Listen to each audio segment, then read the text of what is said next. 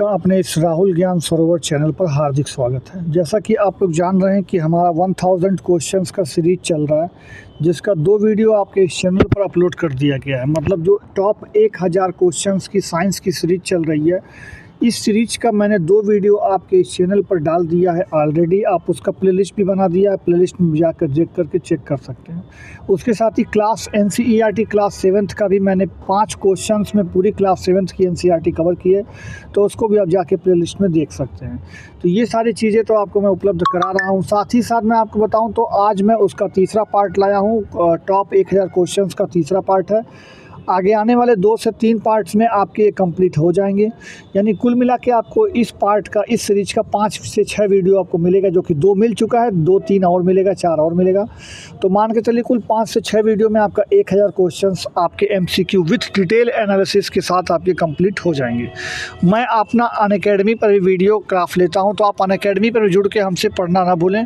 तो आपको अनअकैडमी पर कैसे जुड़ करके हमसे पढ़ना है, उसका मैं लिंक आपको यहाँ पर डिस्क्रिप्शन और कमेंट बॉक्स में दे दूँगा, और उसको प्रोसेस भी मैं आपको बता देता हूँ। तो फ्रेंड्स, आपने देख लिया होगा कि अनअकैडमी पर आपको कैसे जुड़ना है। तो चलिए हम अपना बिना टाइम जाए किए अब मैं आपका ये वीडियो लेक्चर अनअकैडमी पर आप जुड़ कैसे पढ़ेंगे। तो अनअकैडमी पर आपको इसी वीडियो के नीचे आपको लिंक मिल जाएगा चैनल का, और अनअकैडमी का आपको वीडियो का डायरेक्ट लिंक आपको दे दिया जाएगा, चैनल के कमेंट बॉक्स में भी दे दिया जाएगा और डिस्क्रिप्शन में भी आपको मिल जाएगा। तो आप वहाँ से अनअकैडमी पर जुड़ करना पढ़ना भूलें। और ये आप शाम को 5 बजे हम लोग जुड़ते हैं, और वहाँ पर मैं क्लास का वहाँ पे 1000 क्वेश्चंस का सीरीज भी वहाँ पे कंप्लीट करा रहा हूँ। तो एक्स्ट्रा आप लोग वहाँ पे पढ़ना चाहते हैं तो आप आकर वहाँ पे जरूर जुड़ें। तो अनअकैडमी पे जुड़ना ना भूलें, लिंक आपको डिस्क्रिप्शन और आपको कमेंट बॉक्स में दे दिया जाएगा। तो शाम को 5 बजे जुड़िएगा।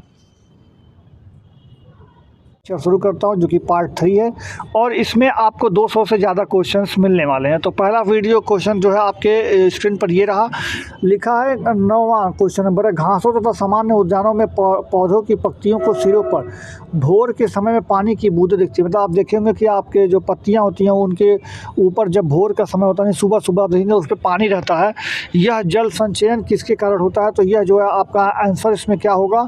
तो जो आपका आंसर यहाँ पर है वो आपका जलरंध्र इसका राइट आंसर हो जाएगा। तो वो जलरंध्र के कारण जो होता है, ये आपका पत्तियों के ऊपर जो भोर भोर में पानी आता है वो होता है।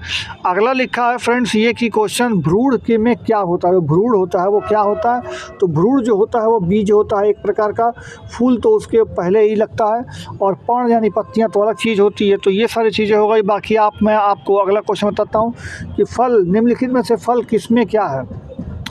तो जो फल होता है फ्रेंड्स वो अंडाशय का उत्पाद होता है। यानी जो अंडाशय होता है, पुष्प का जो अंडाशय वाला भाग होता है, जो गोल गोल होता है, जैसे आपका पुष्प मान लीजिए ये है, तो इसके जो गोल वाला भाग अंडाशय होता है, इस अंडाशय का ही जब रूपांतरित रूप होता है फल, यानी यही अंडाशय आपके फल के रूप में बदल जाता है।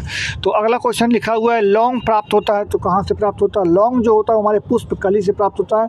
यानी जब पुष्प खिलना होता है उसके जस्ट पहले ही उसको तोड़ कर सुखवा लिया जाता है, तो वो आपका वो लौंग प्राप्त होता है। यानी पुष्प कली से आपका लौंग प्राप्त किया जाता है। अगला क्वेश्चन लिखा है कि निम्नलिखित पादपों में कौन सा संग्रह अंग तना नहीं है? मतलब कौन सा आपका जो है इसमें जो ऑप्शन दिया गया है उसमें कौन सा तना नहीं है? तो देखिए आपको पता होगा कि गन्ना भी एक प्रकार का तना होता है, अदरक भी तना होता है, यानी उसका खाने वाला जो भाग होता है, गन्ने का हम लोग खाने वाला भाग तना खाते हैं, अदरक में भी तना खाते हैं जिसको प्रकंद भी कहीं कहीं लिखा होता है, और आलू का भी हम लोग तना खाते हैं, जबकि शकरकंद का जो हम लोग जड़ खाते हैं। शकरकंद, मूली और गाजर, आप 3 याद रखिएगा, शकरकंद, मूली और गाजर, ये आपके जड़ खाए जाते हैं। बाकी आलू और आपका अदरक और उसके साथ ही साथ आपका गन्ना, ये सारे के सारे तना होता है। तो ये रहा आपका राइट आंसर। आलू अभी मैंने आपको बताया कि ये तना होता है, तो तना को आप क्या बोलते हैं? आप कंद भी बोल सकते हैं, तना को आप कंद भी बोलते हैं, एक दूसरे नाम में। हम जड़ को मूल भी बोलते हैं, ठीक है। तो अगला क्वेश्चन चलते हैं, निम्नलिखित मसालों में से कौन सी एक पुष्प कलिका? तो जो लौंग होता है वो पुष्प कलिका से प्राप्त होता है, और एक प्रकार का मसाला भी होता है।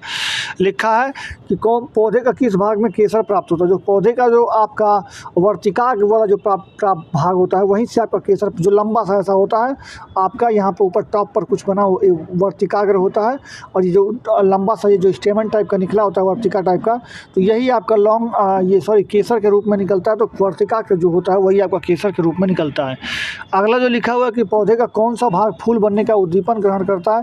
तो जो पर्ण यानी जो पत्ती होता है, पत्तियों के बाद ही जो पत्तियों का जो जहाँ पर सराउंडिंग सिरा होता है, मतलब जहाँ से पत्तियाँ निकलती हैं उसी से बीच में से ये आपका जो है पुष्प निकलता है। तो यहीं पर्ण के पास से ही पुष्प निकलता है, यानी पत्तियों के पास से ही पुष्प निकलता है। अगला क्वेश्चन लिखा है कि जीवन चक्र की दृष्टि से पौधे का सबसे महत्वपूर्ण भाग क्या होता है। तो जीवन चक्र के अगर आप देखेंगे तो जीवन चक्र मतलब कहने का मतलब कि वो जो है नया नया संतान पैदा करेगा तभी उसका एक जीवन का चक्र चलेगा। तो संतान पैदा करने के लिए उसको पुष्प की अति आवश्यकता होती है। तो आपका ऑप्शन नंबर 1 इस यहाँ पर राइट आंसर हो जाएगा।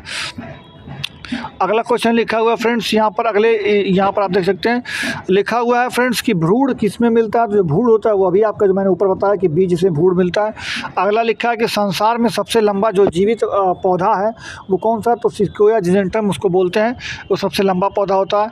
बाकी आपका अगला क्वेश्चन लिखा है कि पाटोमीटर का उपयोग किसके लिए किया जाता है। तो पाटोमीटर जो होता है वो स्वेद के लिए, यानी जो आपका एक तरह से पसीना होता है उसके मापन के लिए करते हैं पाटोमीटर का उपयोग। जबकि प्रकाश संश्लेषण जो होता है इसका जो है आप मतलब इसमें जो है ये हरित लवक की उपस्थिति में जो है पादप इसका करते हैं। बाकी आप जान ही सकते हैं। अगला लिखा हुआ है कि पौधे में रंध्र की तुलना में किसमें प्रवाह के कारण जो होता है, मतलब पौधे में जो रंध्र होता है वो मतलब उसका जो खुलना होता है, मतलब जो रंध्र खुलते हैं और बंद होते हैं वो किसके कारण होता है। तो वो ऑक्सिन हार्मोन होता है, उसी के कारण इसमें जो है खुलने का प्रवाह होता है।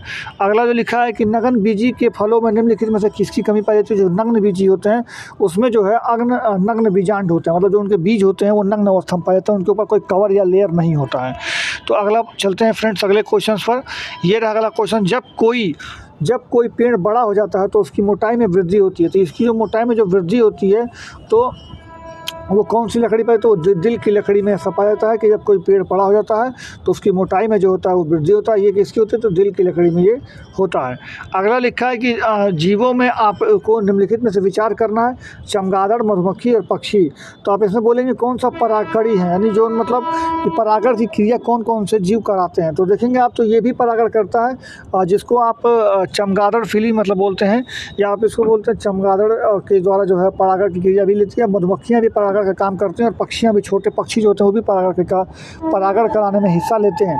तो ये तीनों कितने आपके परागण में आते हैं। तो इसलिए यहाँ पे उपरोक्त 1, 2, 3 सभी आंसर हो जाएगा।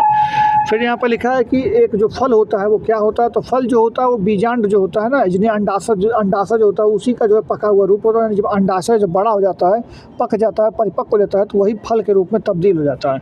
अगला क्वेश्चन जो लिखा हुआ है यहाँ पर कि सक्शन पुल के कारणों में पेड़ों जो सक्शन होता है, यानी जो आपका वैक्यूम बल होता है उसी के कारण पेड़ों में पानी बहुत ऊंचाई तक पहुंच जाता है। जिसका कारण क्या होता है, तो वाष्पोत्सर्जन क्रिया होती है उनमें।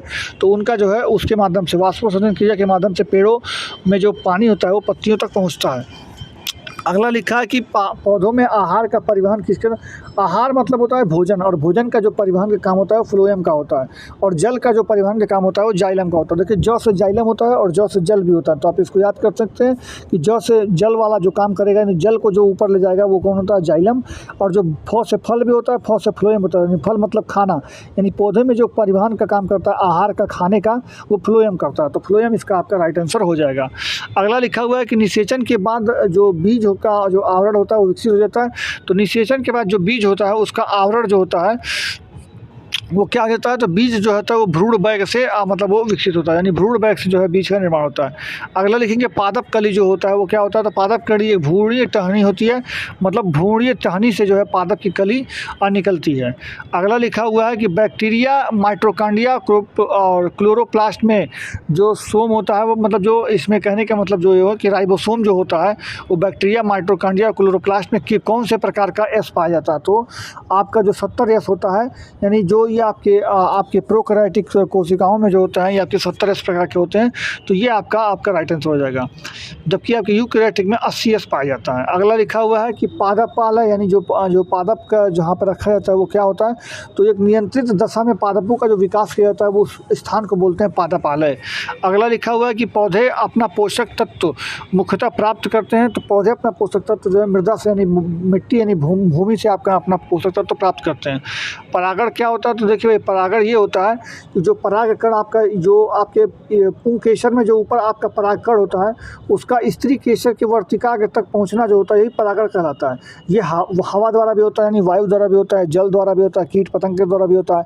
तो यहाँ पर ऑप्शन नंबर ए इसका राइट आंसर हो जाएगा कि परागकण का परागकोश के वर्तिकाग्र से स्थानांतरित होने की प्रक्रिया जो होती है इसी को परागण बोलते हैं।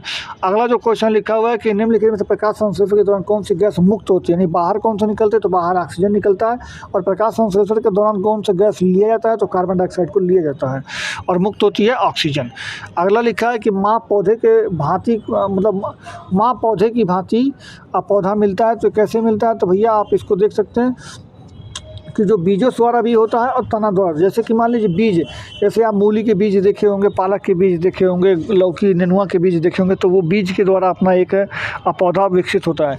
जबकि आप कुछ पेड़ के तनों को काट कर भी पौधे को बना सकते हैं, जैसे गुड़हल का पौधा हो गया, जैसे आप गुलाब का पौधा देखे होंगे, आप मेहंदी का पौधा देखे होंगे, तो इनके आप अगर तना को भी काट के गाड़, सहजन का देखे होंगे, तो इनके अगर आप तना को काट के गाड़ देंगे तो भी आपका एक नया पौधा बन जाता है। तो बीजों द्वारा भी होता है, तना द्वारा भी होता है, तो उपरोक्त में से दोनों सही हो जाएगा आपका।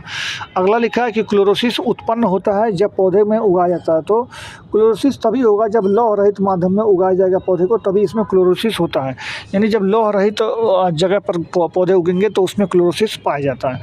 अगला लिखा है कि रात के समय यह सलाह दी जाती है कि पौधे के नीचे ना सोएं, क्योंकि रात के समय पौधे जो है जब सांस लेते हैं तो कार्बन डाइऑक्साइड छोड़ते हैं और ऑक्सीजन को लेते हैं।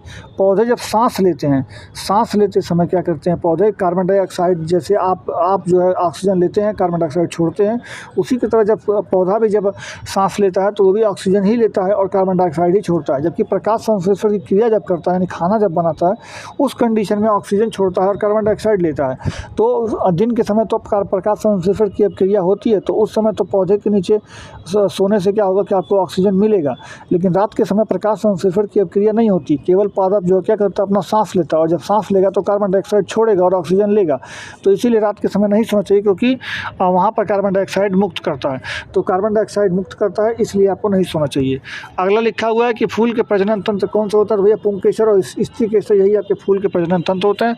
अगला आप देख सकते हैं, अगला क्वेश्चन आपका यहाँ पर रहा कि इप्लाइड पौधे पाए जाते हैं, तो इप्लाइड पौधे जो होते हैं वो परागकण जो जीवाणुओं द्वारा विकसित होते हैं, ये वृद्धि परागकोश जीवाणुओं द्वारा जब वृद्धि होता है तो उसको इप्लाइड पौधे कहा जाता है।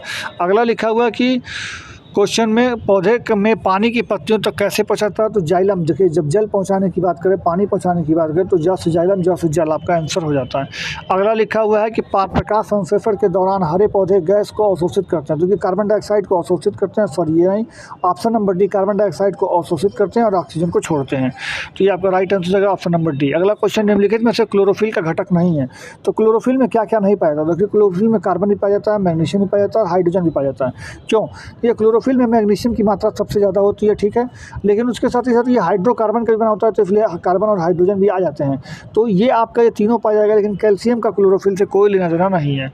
अगला लिखा हुआ है कि पौधे जो नमक युक्त मिट्टी में उगते हैं उसको क्या बोलते हैं, नमक युक्त, यानी नमक वाले को बोलते हैं हैलोजन, और हैलोजन को बोलते हैं हैलोफाइट, और हैलोफाइट ऑप्शन नंबर सी में आपका दिया हुआ, तो हैलोफाइट आपका राइट आंसर हो जाएगा। जो पौधे नमक वाली मिट्टी में उगते हैं उसको हैलोफाइट बोलते हैं, और जो पौधे नमी जहाँ पे नहीं हो वहाँ पर उगते हैं उसको मरोदुभिद पौधे कहा जाता है। हाइड्रोफाइटा किसे कहते हैं, जो कि जल में उगते हैं उसको हाइड्रोफाइटा बोलते हैं, जो जल में उगते हैं जैसे जलीय पौधे को बोलते हैं उसको हाइड्रोफाइटा बोलेंगे।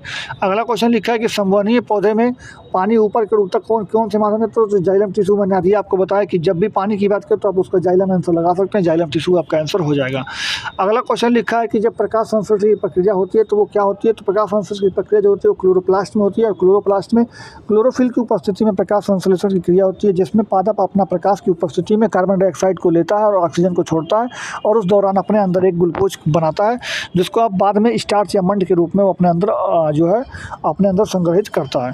अगला जो लिखा हुआ है कि पौधे व पेड़ खाना तैयार करने के लिए प्रक्रिया क्या करते हैं, तो भैया आपको बताएं फोटोसिंथेसिस, इसको प्रकाश संश्लेषण बोलते हैं, तो वो आपका right answer option number D हो जाएगा। अगला लिखा है कि पौधे की लंबाई में वृद्धि निम्नलिखित में से कौन सा कारण आवश्यक नहीं है जो आपके जो पौधे की लंबाई में सबसे ज़्यादा। देखिए पौधे में चाहिए हमको एनपीके। एनपीके का मतलब समझे, आप एनपीके खाद भी डालते होंगे अपने खेतों में, तो एनपीके का मतलब एन से नाइट्रोजन, पी से फास्फोरस और के से पोटेशियम। तो नाइट्रोजन, फास्फोरस और पोटेशियम आपको बहुत ज़्यादा ज़रूरी होता है। बाकी जो है इसके अलावा जो है वो और चाहिए होगा, लेकिन ये तीनों तो आपको चाहिए ही चाहिए। तो आप देख सकते हैं कैल्शियम आपको चाहिए, नाइट्रोजन भी चाहिए, फास्फोरस भी चाहिए, लेकिन सोडियम का कोई विशेष योगदान नहीं होता है पौधे की वृद्धि में। तो यहाँ पे नाइट्रोजन भी होता तो वो भी आपका राइट आंसर होता। यानी नाइट्रोजन, फास्फोरस, कैल्शियम और आपके ये नाइट्रोजन हो गया, फास्फोरस हो गया और कैल्शियम आ गया। जबकि यहाँ पर आपको एनपीके अगर देखेंगे तो यहाँ पे पोटेशियम नहीं था, अगर आपका पोटेशियम भी आता तो वो भी आपका राइट आंसर होता। यानी यहाँ पर सोडियम जो है कोई ज़रूरी नहीं होता है, तो ये आपका राइट आंसर हो जाएगा। अगला लिखा है कि क्लोरोफिल में कौन सा धातु आयन पाया जाता है, तो क्लोरोफिल में जो है वो मैग्नीशियम आयन पाया जाता है, जो कि ऑप्शन नंबर बी में आपके लिखा हुआ है। अगले क्वेश्चन पर चलते हैं फ्रेंड्स। अगला क्वेश्चन आपको वहाँ पर ऊपर मिलेगा, ये रहा। लिखा है कि निम्नलिखित में से कौन सी क्रिया पृथ्वी पर हो रहे कार्बन चक्र को में ऑक्सीजन को नियंत्रित करती है। तो जो प्रकाश संश्लेषण होता है वो ऑक्सीजन को नियंत्रित करता है। जैसे अगर मान लीजिए ऑक्सीजन खूब ज़्यादा बढ़ जाएगा तो भी दिक्कत हो जाएगा, और ऑक्सीजन खूब ज़्यादा कम हो जाएगा तो भी दिक्कत हो जाएगा। तो इसलिए कार्बन डाइऑक्साइड को वो कम करता है और ऑक्सीजन को बढ़ाता है। कौन सा पादप? तो इसलिए प्रकाश संश्लेषण क्रिया करने के दौरान ही तो ऑक्सीजन को बढ़ाता है, तो इसलिए प्रकाश संश्लेषण क्रिया हो जाएगा। अगला लिखा है कि यूरिया, लिखा है फ्रेंड्स अगला क्वेश्चन की यूरिया किसके द्वारा रक्त के से पृथक किया जाता है। तो भैया आपका जो गुर्दा होता है, किडनी जिसको आप बोलते हैं, इसी के द्वारा तो यूरिया पृथक होता है। तो ऑप्शन नंबर आपका डी हो जाएगा। लिखा है कि वृक्क में मूल की मूत्र की जो मात्रा है उसका निस्तारण करने का जो नियंत्रण होता है वो किसका होता है। तो जो मूत्र की जो मात्रा का निर्धारण करता है वो एडीएच करता है। यानी एड्रिनल जो हार्मोन्स होता है, एड्रिनल कहने का मतलब जो आपका अधिवृक्क द्वारा जो होता है उसके द्वारा निकले गए हार्मोन्स को एड्रिनल हार्मोन्स कहते हैं, जिसको एडीएच भी बोलते हैं। उसी के द्वारा आपके मूत्र को कंट्रोल किया जाता है। अगला जो लिखा हुआ है फ्रेंड्स, लिखा हुआ है कि एंटी फर्टिलिजिन स्रावित होता है। तो कहाँ से होता है भैया? तो शुक्राणुओं द्वारा एंटी फर्टिलिजिन स्रावित किया जाता है। अगला लिखा हुआ है कि पति का ब्लड ग्रुप अगर ए है और पत्नी का ब्लड ग्रुप अगर बी है तो बच्चे में कौन सा ब्लड ग्रुप होगा? ये ए भी हो सकता है, बी भी हो सकता है, ए बी भी हो सकता है और ए ओ भी हो सकता है। यानी आपका जो इसका राइट आंसर होगा वो आपका ये हो सकता है कि ए भी हो सकता है, बी भी हो सकता है, ए बी भी हो सकता है और ओ भी हो सकता है, यानी कोई भी हो सकता है। तो ये राइट आंसर आपका राइट हो जाएगा। अगला लिखा हुआ है कि लोहे में जंग लगना और उसके क्या भार को क्या कर बढ़ा देता है भाई। जब आप लोहे में जंग लगेगा तो उसका भार क्या हो जाएगा? लंबे समय तक के लिए बढ़ता रहता है। और जब एक बहुत ज़्यादा समय बीत जाएगा तो वो जंग लगने के बाद जब मतलब आप उसको कई सालों तक छोड़ देंगे वैसे ही, तो उसके बाद वो टूट के मिट्टी बन करके मिट्टी में मिल जाता है, तो उसका भार ख़त्म भी हो जाता है। लेकिन लंबे समय तक उसका भार पहले बढ़ता ही है। लिखा है कि आहार में नमक का मुख्य उपयोग क्या होता है। तो वो स्वाद के देखिए आहार में जो मुख्य जो होता है वो आपके पानी के जो खाद्य कणों की घुलनशीलता में वृद्धि कर देता है। ये आपका मतलब होता है नमक का मेन काम। यानी आप सुने होंगे कि जब आपको खाना गलाना होता है तो आप नमक डाल देते हैं पहले ही। जैसे आप कभी प्याज गलाते होंगे तो पहले नमक डाल देते हैं, कहते हैं कि आप नमक डालने से जल्दी गलेगा। क्यों गलता है? क्योंकि वो पानी की जो आपकी वृद्धि होती है घुलनशीलता की वो बढ़ा देता है उसमें, तो इसलिए जो है खाना जल्दी पकता है। तो इसलिए नमक का जो उपयोग है वो खाद्य कणों में घुलनशीलता को बढ़ा देता है। अगला लिखा हुआ है कि कंकाल के वे हिस्से जो हड्डियों को पूरी तरह से सख्त नहीं होने देते हैं या मोड़े जा सकते हैं, उन्हें क्या कहते हैं? तो उन्हें कार्टिलेज बोलते हैं या उपास्थि बोलते हैं। जैसे आपकी जो कान की हड्डी होती है उसमें कार्टिलेज या उपास्थि पाई जाती है, तो आप कान को मोड़ भी सकते हैं, बट हम मतलब उसको आप टूटेगा नहीं। आप उसको नाक में भी आपके कार्टिलेज पाई जाती है, नाक के आगे वाले भाग में आपकी कार्टिलेज पाई जाएगी, इसीलिए आपका नाक जो है हिला सकते हैं आप उसको। और आपके कानों में भी पाई जाती है, आप अपने कानों को भी मोड़ सकते हैं। तो इसलिए उपास्थि जो होता है वो लचीली हड्डी होती है और ये एक तरह का जो है संयोजी ऊतक होता है। अगला क्वेश्चन लिखा है कि निम्नलिखित में से कौन सा कथन सही नहीं है। अब सही कथन जो नहीं है उसको देखना है। तो विटामिन ए की कमी से रतौंधी होता है। जी बिल्कुल सही है कि विटामिन ए की कमी से आपके रतौंधी रोग होता है। विटामिन ए का जो पर्याप्त स्रोत होता है वो गाजर में पाया जाता है और विटामिन ए का जो वैज्ञानिक नाम होता है उसे रेटिनॉल कहता है। उसकी कमी से रतौंधी रोग होता है और इसकी कमी से जीरोप्थेल्मिया रोग भी हो जाता है। तो राइट आंसर आपका मतलब आपका ऑप्शन नंबर 1 तो करेक्ट है, तो ये तो आपका आंसर नहीं हो सकता। अगला लिखा है कि मांसपेशी तथा जोड़ों के थकान में, पीड़ा में, वजन में कमी आना, घाव का धीमा ठीक होना, ये विटामिन सी की कमी कमी के लक्षण है। बिल्कुल सही बात है। अगर आप एक समय शरीर में विटामिन सी की कमी हो जाएगी तो फ्रेंड्स आपके विटामिन सी की जब आपके शरीर में कमी हो जाएगी तो आपके रोग प्रतिरोधक क्षमता कम हो जाती है, और रोग प्रतिरोधक क्षमता कम हो जाएगी तो आपका कोई भी घाव होगा या कोई भी बीमारी होगी वो आपको जल्दी ठीक नहीं होगा। तो ये भी आपका कथन जो है वो सही है। अगला ऑप्शन लिखा हुआ है कि मसूड़ों में रक्त बहना और दांतों का गिरना विटामिन B1 के लक्षण नहीं। विटामिन B1 की कमी से आपको थायमीन रोग, विटामिन B1 का रासायनिक नाम आपका थायमीन होता है, और विटामिन B1 की कमी से आपका बेरी रोग होता है। तो इसके कमी से मसूड़ों में नहीं होता। मसूड़ों में जो खून आता है या फिर मसूड़ों में जो स्कर्वी रोग होता है वो विटामिन सी की कमी से होता है। तो यही आपका ऑप्शन गलत दिया हुआ है, क्योंकि कौन सा सही नहीं है, तो यही आपका सही नहीं है, तो ये आपका राइट आंसर हो जाएगा। बाकी विटामिन B5 की वजह से आपके त्वचा के जलन और स्मरण की शक्ति और अतिसार के रोग विटामिन B5 के कमी से हो जाते हैं। अगला क्वेश्चन लिखा हुआ है कि स्पर्म टेलियोसिस एक ऐसी प्रक्रिया है जिसके द्वारा बाहर निकाला जाता है। तो स्पर्म टेलियोसिस एक ऐसी प्रक्रिया है जिसके द्वारा आपका स्पर्मिड शुक्राणु में विशेषता प्राप्त होती है। जो आपका इसका राइट आंसर हो जाएगा कि ये जो इसके द्वारा क्या होता है, तो स्पर्मिड शुक्राणु की में विशेषता प्राप्त होती है।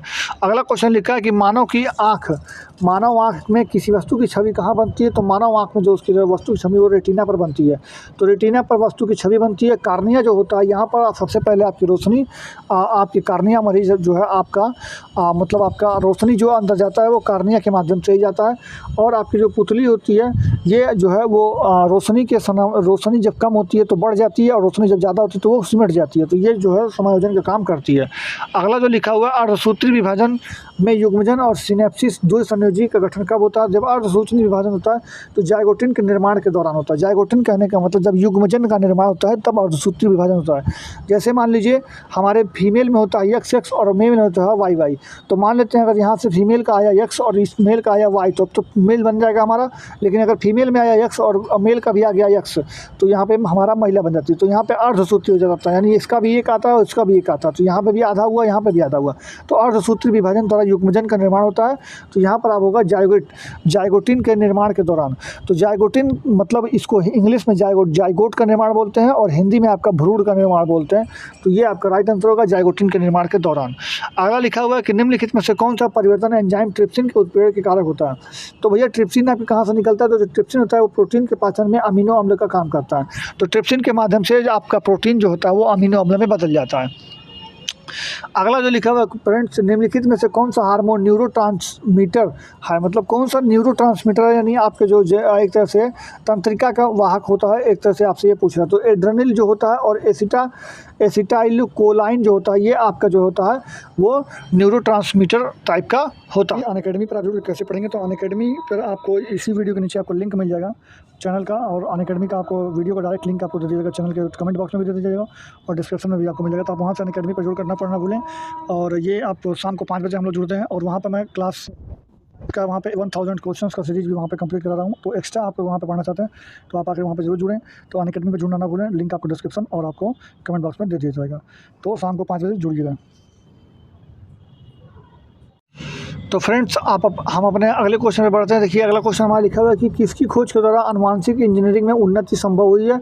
तो जो हमारा प्रतिबंध एंडोन्यूक्लियोज जो लिखा हुआ है इसी के कारण हमारा जो है आनुवांशिक इंजीनियरिंग है उसमें उन्नति का संभव हो पाया है। अगला क्वेश्चन यहाँ पर आप देख सकते हैं फ्रेंड्स, लिखा हुआ है कि निम्नलिखित में से कौन सा हार्मोन मानव शरीर में रक्त कैल्शियम और फास्फेट को नियंत्रित करता है। तो जो हमारा शरीर में जो मानव कैल्शियम और फास्फेट का जो उसका जो नियंत्रण करता है वो पैराथायराइड हार्मोन जो होता है उसके माध्यम से हमारे हार्मोन्स जो है वो कैल्शियम और फास्फेट को नियंत्रित करते हैं। तो पैराथायराइड हार्मोन करता है। अगला लिखा है कि मनुष्य की मस्तिष्क में कितनी हड्डियां होती हैं। तो मनुष्य का जो मस्तिष्क होता है उसमें 8 हड्डी होती है। मनुष्य के चेहरे में 14 हड्डी होती है। मनुष्य में पूरे खोपड़ी की बात करें, अगर पूरे खोपड़ी में बात करें तो 29 होता है, जिसमें से 8 आपका हो गया। मैं आपको पूरा बता देता हूँ। देखिए अगर आपके मनुष्य के मस्तिष्क की केवल बात करेगा, अगर दिमाग की बात करेगा, मस्तिष्क की बात करेगा तो 8 हड्डी लगाएंगे। पूरे खोपड़ी की बात करेगा तो 29 लगाएंगे। और अगर आपका चेहरे की बात करेगा तो 14 लगाएंगे। कान की बात करेगा तो 6 लगाएंगे। तो अगर आप देखेंगे और एक आपका हायोड होता है। तो अगर आप जोड़ेंगे तो ये देखिए ये सारे मिल करके, ये जो सारे मिल करके आपके खोपड़ी बनाते हैं। मस्तिष्क, चेहरा, कान और हायोड, ये सारे मिलकर के आपकी खोपड़ी बनाते हैं। तो इसीलिए आप देखेंगे 14 और आपका 6 20 और 28 और 29 आपकी हड्डी होती है, जो कि आपकी खोपड़ी में 29 हड्डी मिलती है। यानी आपके चेहरे में 14 हो गया, कान में 6 हो गया, एक आपका हायोड हड्डी होती है और 8 आपके मस्तिष्क में पाए जाते हैं। तो कुल मिला के आपके खोपड़ी में 29 हड्डियाँ पाई जाती हैं। तो ये जो कि आपकी मैंने आपको पूरा बता दिया। अगला लिखा हुआ निम्नलिखित हार्मोन्स की में एक प्रकार का पेप्टाइड श्रृंखला होती है। तो जो पेप्टाइड श्रृंखला होती है वो ऑक्सीटोसिन जो होता है, ऑक्सीटोसिन हार्मोन जो होता है, उसमें एक पेप्टाइड श्रृंखला पाई जाती है। अगला क्वेश्चन लिखा हुआ है कि एक मनुष्य की दुर्घटना में घायल हो गया है, उसमें रक्त समूह की जांच करने के लिए समय नहीं है, मतलब आपके पास इतना समय नहीं है कि आप जांच कर पाएँ कि उसमें कौन सा ब्लड ग्रुप लगेगा। तो आप क्या चढ़ाएंगे? तो भैया आप जानते हैं जो सर्वदाता होता है उसी को आप लगा सकते हैं। सर्वदाता जो होता है वो ओ निगेटिव होता है, तो ओ निगेटिव आप लगा देंगे, क्योंकि ओ निगेटिव जो होता है वो सर्वदाता होता है, मतलब आप किसी भी ब्लड ग्रुप में इसको चढ़ा सकते हैं, इसमें कोई रिएक्शन आपका नहीं होगा। यानी ओ निगेटिव जो होता है ये सर्वदाता ग्रुप होता है, इसलिए आप इसका जो है इस्तेमाल कर सकते हैं। वहीं आपका सर्वग्राही जो होता है वो AB पॉजिटिव होता है। AB पॉजिटिव को सर्वग्राही बोला जाता है, मतलब ये कोई भी जो है इसमें रक्त जो है आपका एक्सेप्ट कर लेता है, लेकिन किसी को दे नहीं पाता है, मतलब केवल AB को ही दे पाता है। बट जो O निगेटिव होता है ये सबको दे पाता है, लेकिन लेने की बात आती है तो ये बेचारा सिर्फ और सिर्फ अपने ही ग्रुप को ले पाता है। तो ये चीज़ हो गई, यानी आपका राइट आंसर O निगेटिव होगा। अगला क्वेश्चन जो लिखा हुआ है कि अगर अमाशय में खराबी हो जाए, अग्नाशय में, अगर आपके अग्नाशय में खराबी हो जाए तो क्या होगा? उसके कारण जो आपकी इंसुलिन और ग्लूकागोन जो होंगे वो नहीं बनेंगे, और आपका ये जो आपका ग्लूकोज लेवल है ये आपका इससे डिसबैलेंस हो जाएगा, नहीं और नियंत्रित हो जाएगा। अगला क्वेश्चन लिखा है कि मानव रक्तदान में अगर रक्त सर्वाधिक जो है, तो मतलब यहाँ पे आपको पूछ रहा है कि सर्वदाता कौन सा होता है, जो कि मैंने आपको बताया कि O निगेटिव जो होता है वो आपका सर्वदाता होता है। तो आपका राइट आंसर O निगेटिव आपका राइट आंसर हो जाएगा। यहाँ पे O निगेटिव आपका समूह जो होता है ये राइट हो जाएगा। अगला जो लिखा हुआ है आधान यानी ट्रांसफ्यूजन के दौरान रक्त न केवल रक्त के प्रकार बल्कि यह भी मंगल होना चाहिए। यानी आपके कहने का मतलब जो होता है कि रक्त के जब हम आदान प्रदान करें, यहाँ पे कुछ मिसप्रिंटिंग है थोड़ा बहुत, रक्त का जब हम आदान प्रदान करेंगे तो केवल ब्लड ग्रुप से ही काम नहीं चलता, उसके अलावा हमको RH फैक्टर को भी देखना होता है। जो RH फैक्टर होता है जिसको आप निगेटिव पॉजिटिव में नापते हैं, जो कि रीसस मंकी द्वारा ही बनाया गया था। तो रीसस मंकी में पहली बार पाया गया था, तो इसलिए इसको RH फैक्टर के नाम से जानते हैं। तो आदान प्रदान में हमको रक्त समूह के साथ साथ हमको पॉजिटिव निगेटिव यानी RH फैक्टर का भी ध्यान देना होता है। अगला लिखा है कि पीयूष ग्रंथि में क्या स्थित होती है? तो पीयूष ग्रंथि जो होती है वो आपकी मस्तिष्क में स्थित होती है, और ये 0.6 ग्राम की सबसे छोटी ग्रंथि आपकी बॉडी में पाई जाती है। अगला जो लिखा हुआ है कि इसमें से कौन सी मिश्रित ग्रंथि है? तो जो अग्नाशय होता है फ्रेंड्स ये आपका मिश्रित ग्रंथि होती है, यानी ये एंडोक्राइन यानी अंतःस्रावी और आपको एक्सोक्राइन यानी बाह्यस्रावी ग्रंथि दोनों की तरह कार्य करता है, इसलिए इसको मिश्रित ग्रंथि बोलते हैं, यानी मिक्सचर ग्लैंड बोलते हैं, जो कि आपकी अग्नाशय होती है। अगला क्वेश्चन जो लिखा है फ्रेंड्स, निम्नलिखित में से हमारे शरीर में तापमान को कौन नियंत्रित करता है? तो हमारे शरीर में तापमान को जो नियंत्रित करता है वो आपकी त्वचा होती है, वो तापमान को नियंत्रित करती है। उसके साथ ही साथ आपके हाइपोथैलेमस होता है, वो भी आपके तापमान को नियंत्रित करता है। तो त्वचा आपको न दिया होता तो हाइपोथैलेमस आपका सही होता। अगला लिखा है कि बायोलॉजिकल रिफ्रेशिंग एक आधुनिक शल्य तकनीकी है जिसके द्वारा आप उपचार करते हैं। किसका उपचार करते हैं? तो घुटने को, जोड़ों को द्वारा, यानी घुटने में अगर कोई जोड़ों में दिक्कत है तो उसको बायोलॉजिकल रिफ्रेशिंग के द्वारा हम लोग ठीक करते हैं। अगला क्वेश्चन मैं आपको बताऊं फ्रेंड्स, तो ये रहा अगला क्वेश्चन आपके स्क्रीन पर, ये रहा। मांसपेशी को हड्डी से जोड़ता है, यानी जो आपका मांसपेशी होता है यानी मसल्स को बोन से जोड़ा जाता है, तो उसको बोलते हैं आपका ये कंडरा बोलते हैं। आप इसको आप जो है ये क्या बोलते हैं आप इसको अगर हिंदी में याद रखेंगे तो कंडरा बोलते हैं, जबकि आपका मांसपेशी बोन टू बोन को जोड़ने वाले को लिगामेंट बोलते हैं। तो आप लिगामेंट याद रखिएगा, जो आप हड्डी से हड्डी जोड़ता है उसको लिगामेंट बोलते हैं, और जो आपका ये हड्डी से मांस को जोड़ता है उसको आपको टेंडन बोलते हैं, यानी कंडरा बोलते हैं। ठीक है, तो आपको याद रखना है।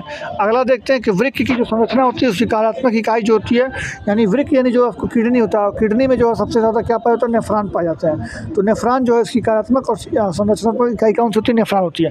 यानी किडनी के अंदर जो है नेफ्रॉन जो होता है बहुत ज़्यादा मात्रा में उपस्थित होते हैं, और नेफ्रॉन से मिलकर ही किडनी बनती है, तो इसलिए आपका नेफ्रॉन जो होगा वो आपका राइट आंसर हो जाएगा, क्योंकि नेफ्रॉन जो होते हैं वही आपका किडनी को संरचनात्मक एवं क्रियात्मक इकाई होती है।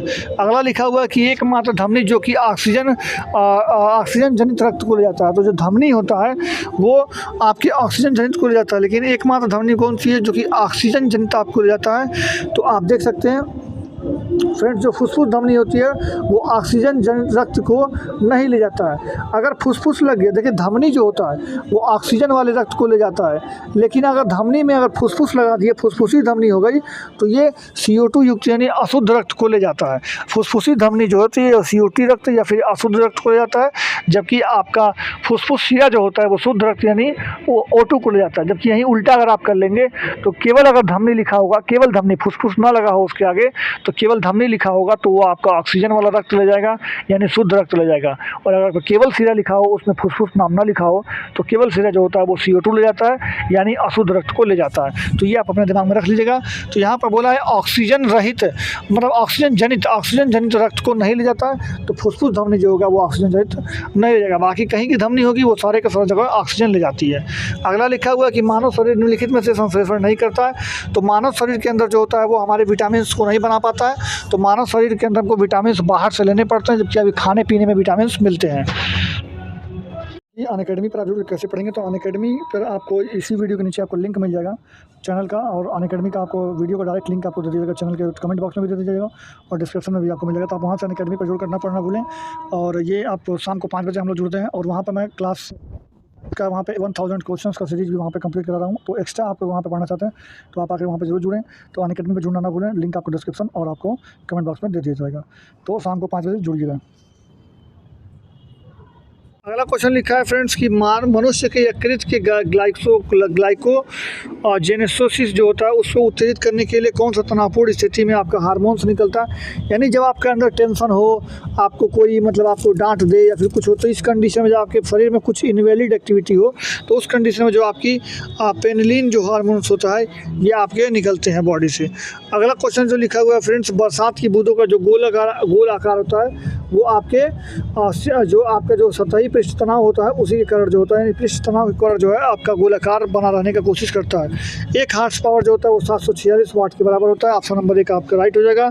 छिपकली के जो पैर होते हैं वो किसकी तरह काम करते हैं, तो छिपकली के जो पैर होते हैं वो सक्शन पैड की तरह काम करते हैं, यानी जो वैक्यूम बना के चलते हैं दीवारों पर, जिससे वो आसानी से चल पाता है ऊर्ध्वाधर दीवारों पर भी। अगला लिखा है कि बॉल बेयरिंग का उपयोग साइकिल, स्कूटर आदि में किया जाता है। तो बॉल बेयरिंग का प्रयोग आप देखेंगे पहिए और धुरी को बीच घर्षण को कम करने के लिए बॉल बेयरिंग का प्रयोग करते हैं। अगला लिखा है कि वॉशिंग मशीन किस सिद्धांत पर कार्य करता है, तो वॉशिंग मशीन अपकेंद्र पर सिद्धांत पर काम करता है, जिसको अपकेंद्री बल भी बोलते हैं या सेंट्रीफ्यूगल फोर्स भी कहते हैं।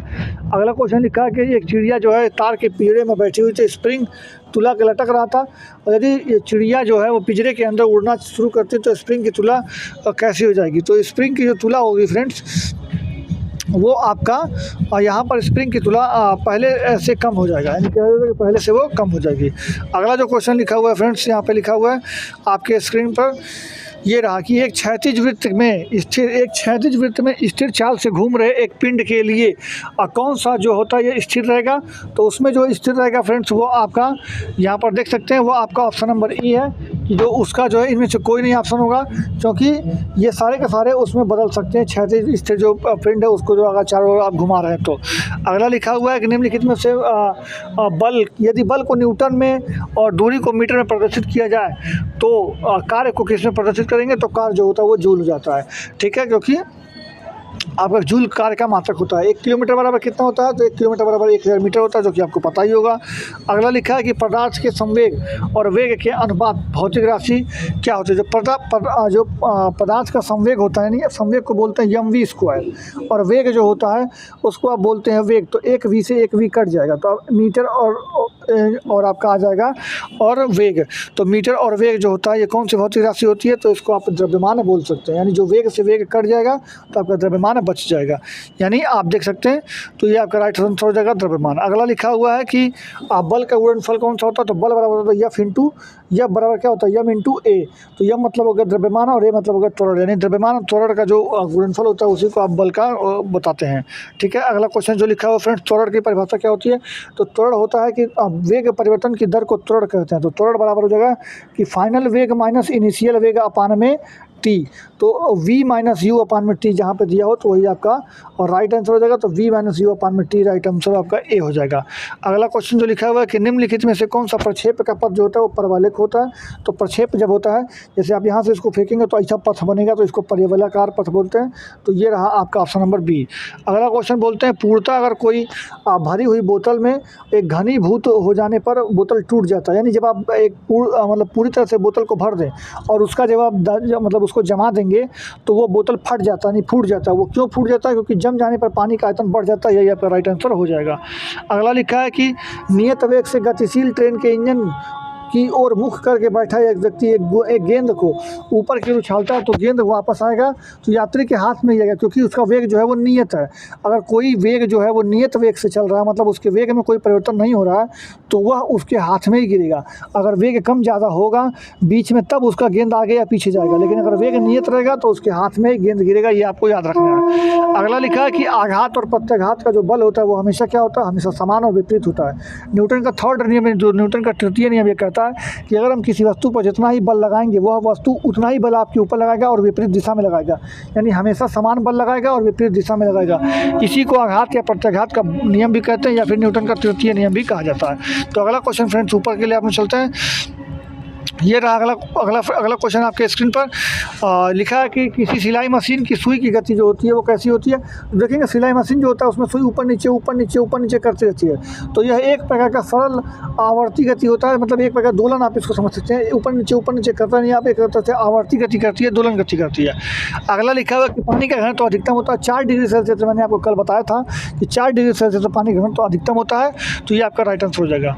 बिजली का जो बल्ब होता है वो फर्श पर गिरने पर टूट जाता है, परंतु गलीचे पर गिरने पर नहीं टूटता। क्यों? तो बिजली पर जो आवेग में परिवर्तन होता है वो तुरंत हो जाता है। मतलब बिजली का अगर जो बल्ब अगर फर्श पर गिरेगा तो उसमें संवेग में जो परिवर्तन होता है वो तुरंत होता है, लेकिन अगर वहीं गलीचे पर गिरेगा तो संवेग में परिवर्तन में जो टाइम होता है वो बढ़ जाता है, और टाइम बढ़ने से आपका फोर्स कम लगता है। तो इस कारण से जो है बल्ब गलीचे पर नहीं टूटता, लेकिन वहाँ पर अगर आप उसको फर्श पर गिराएंगे तो फर्श पर जो होता है वो संवेग में परिवर्तन जो संवेग में परिवर्तन होता है तुरंत होता है, यानी जो उसमें टाइम का ड्यूरेशन है वो कम हो जाता है, जिससे बल आपका ज़्यादा होता है। तो इस कारण से जो है वहाँ पर बल्ब फूट जाता है। तो आपका राइट आंसर जो होगा वो ऑप्शन नंबर बी होगा कि फर्श पर बल का आवेग जो होता है परिवर्तन अधिक होता है, जो कि मैंने आपको अभी बताया कि जो उसमें परिवर्तन होगा वो अधिक हो जाता है, तो जिससे कारण फोर्स का मान जो होता है वो अधिक हो जाता है, तो इसलिए बल्ब फूट जाता है। लिखा है ये आपका न्यूमेरिकल एक तरफ से अगर आप देखेंगे 5 किलो का अगर कोई द्रव्यमान का टेबल पर मतलब एक 5 किलो का द्रव्यमान है, उसको टेबल को खींचने के लिए कमानीदार तराजू पर 20 न्यूटन का पठन आता है, यानी तराजू मान लीजिए 20 न्यूटन का पाठांक आ गया, ठीक है, और वो 5 किलोग्राम का द्रव्यमान था। तो अब परिमाण कितना होगा तो आप जान सकते हैं फ्रेंड्स कि आपको ये मैं बता दूं कि जो 5 जो न्यूटन में मतलब 20 किलो का जो मतलब जो आपका द्रव्यमान होता है वो बदलता नहीं है, तो इसलिए आपका 20 न्यूटन ही राइट आंसर हो जाएगा। क्योंकि जो आपका द्रव्यमान होता है वो अस्थिर होता है, मतलब जो है वो स्थिर होता है, तो इसलिए आपका राइट आंसर 20 न्यूटन ही वापस हो जाएगा। क्यों? क्योंकि जो आपका मतलब एक तरह से द्रव्यमान होता है वो अपरिवर्तित होता है, और जो आपका भार होता है वो अलग अलग गुरुत्वीय त्वरण पर निर्भर करता है, ठीक है। तो ये आपका राइट आंसर हो जाएगा। अगला जो लिखा है फ्रेंड्स कि यदि किसी गतिशील वस्तु पर लगने वाले सभी बलों का जो वेग होता है वो शून्य हो जाए तो वह क्या होती है? तो वह जो है एक समान रूप से चलती रहेगी। यानी अगर किसी गतिशील कोई वस्तु और गतिशील है, उस पर बाहर से लगने वाला बल और अंदर से लगने वाले बल को जो है मतलब जो है बल को कोई शून्य वेग शून्य हो जाए, मतलब जो है उसमें कोई बल अलग से ना लगे, यानी तो वो वस्तु गतिशील है तो गतिशील ही रहेगी, अगर रुकी है तो रुकी ही रहेगी। इसको जो है जड़त्व का नियम भी कहते हैं या न्यूटन का प्रथम नियम भी कहते हैं। तो ये आपका राइट आंसर होगा, समरूप गति से चलती रहेगी, जैसे चल रही थी वैसे चलती रहेगी, वो रुकेगी नहीं। अगला लिखा है फ्रेंड्स कि जब एक खिलाड़ी अचानक छलांग लगाने की अपेक्षा कुछ दूरी दौड़कर ज़्यादा आकार में लंबाई, मतलब कहने का मतलब एक खिलाड़ी अगर वो एक जगह खड़ा होकर के कूदेगा तो उतना नहीं कूद पाएगा, लेकिन अगर दौड़ बना करके कूदेगा तो ज़्यादा दूरी तक कूद पाता है। तो ये जो होता है वो गतिमान अवस्था का जड़त्व के कारण ऐसा होता है। अगला लिखा हुआ कि एक शिकारी दूर, देखिए यहाँ पर लिखा है कि एक शिकारी है जो दूर स्थित वृक्ष पर बैठे एक बंदर को निशाना साधता है। जैसे ही गोली बंदर को बंदूक से छूटती है वैसे ही बंदर डाल पर सीधा ऊर्ध्व दिशा में नीचे गिरता है। तो बंदूक की गोली क्या होगी? तो बंदूक की गोली वो बंदर को लग जाएगी फ्रेंड्स। ये बंदूक की गोली क्या होगी? वो बंदर को लग जाती है। अगला लिखा हुआ कि यदि मनुष्य का यदि वायुमंडलीय दबाव कम हो जाता है तो वाष्पोत्सर्जन की जो क्रिया होती है वो उसमें कोई बदलाव नहीं होगा, कि दबाव पर वाष्पोत्सर्जन क्रिया का कोई मतलब नहीं है। हाँ, तापमान अगर बढ़ेगा तो वाष्पोत्सर्जन की क्रिया बढ़ जाएगी, तापमान घटेगा तो वाष्पोत्सर्जन की क्रिया घट जाएगी, बट उसका दबाव से कोई लेना देना नहीं है, तो इसलिए वो अस्थिर रहेगी, मतलब उसमें कोई बदलाव नहीं होगा। अगला क्वेश्चन लिखा है फ्रेंड्स कि जब एक कटा हुआ हीरा होता है वो चमकता है, वो क्यों चमकता है? तो पूर्ण आंतरिक परावर्तन के कारण कटा हुआ हीरा चमकता है। जो मरीचिका होती है वो भी पूर्ण आंतरिक परावर्तन का होता है। जो ऑप्टिकल फाइबर होता है वो भी पूर्ण आंतरिक परावर्तन होता है। शीशा अगर कहीं से टूटा है तो वो भी चमकता है, तो वो भी पूर्ण आंतरिक परावर्तन के कारण ही चमकता है। तो ये सारे एग्जाम्पल आपको याद रखने हैं। बिजली जो मोटर है वो परिवर्तित कर देता है। तो बिजली का जो मोटर होता है फ्रेंड्स, आप देखे होंगे मोटर क्या करता है, जो विद्युत ऊर्जा होती है उसको यांत्रिक ऊर्जा में बदल देता है। यानी आप बिजली के मोटर को आप विद्युत ऊर्जा देते हैं, यानी आप उसको इलेक्ट्रिसिटी देते हैं तो उसको नचा देता है। उसको क्या करता है, मोटर क्या करता है, नचाने का काम करता है, यांत्रिक ऊर्जा में बदल देता है। यानी विद्युत ऊर्जा को यांत्रिक ऊर्जा में बदलता है। तो यानी ऑप्शन नंबर बी आपका राइट आंसर हो जाएगा। अगला क्वेश्चन यहाँ पर फ्रेंड्स आपके स्क्रीन पर ये रहा कि 20 सेंटीमीटर, ये आपका एक तरह से देखा जाए तो ये आपका मतलब आपका ये लेंस, ये आपके प्रतिबिंब दर्पण वाले क्वेश्चन से चैप्टर है। यहाँ पे आप देख सकते हैं कि 20 सेंटीमीटर फोकस दूरी पर उत्तल लेंस की सतह पर एक घोड़े का प्रतिबिंब बड़ी संख्या में काले रंग की पट्टियाँ बनाई गई थी, और यह प्रतिबिंब कैसा होगा? तो भैया जब आपका कम चमक वाला घोड़ा, इसका राइट आंसर हो जाएगा। क्यों? क्योंकि आपका जो फोकस दूरी है ये उत्तल लेंस वाला है, तो इसलिए आपका जो है कम चमक वाला एक घोड़ा बन जाएगा। अगला जो लिखा हुआ है कि क्लोरोफिल सूर्य के प्रकाश की तरंगदैर्घ्य को अवशोषित करता है। तो कौन से प्रकाश, मतलब जो है कौन से कलर के प्रकाश में जो है सूर्य की जो तरंगदैर्घ्य होता है वो ज़्यादा से ज़्यादा एब्जॉर्ब करता है? तो लाल और नीले कलर का जो तरंगदैर्घ्य होता है प्रकाश का, वो सबसे ज़्यादा अवशोषित करता है। अगला लिखा हुआ है कि एलईडी जो होता है प्रकाश का उत्सर्जक डायोड होता है, इनमें से कौन सा कथन सत्य नहीं है?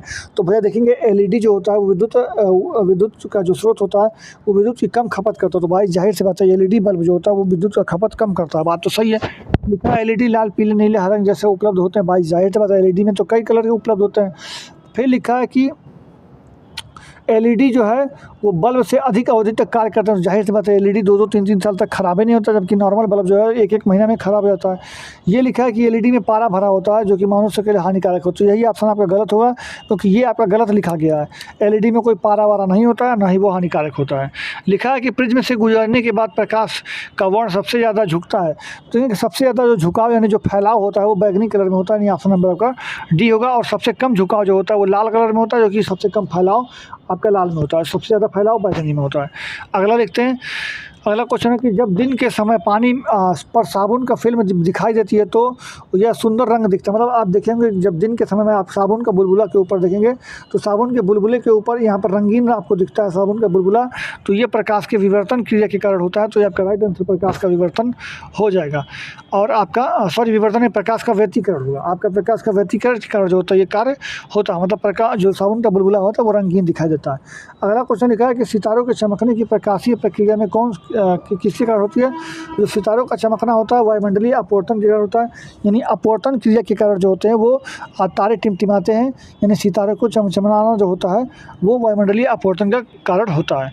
उस वैज्ञानिक का नाम बताइए जिन्होंने पदार्थ को ऊर्जा में बदला जा सकता है। ऐसा बोले थे कि उस वैज्ञानिक का नाम बताइए जिन्होंने ये कहा था कि पदार्थ को ऊर्जा में बदला जा सकता है, उनको कहा जाता है आइंस्टाइन।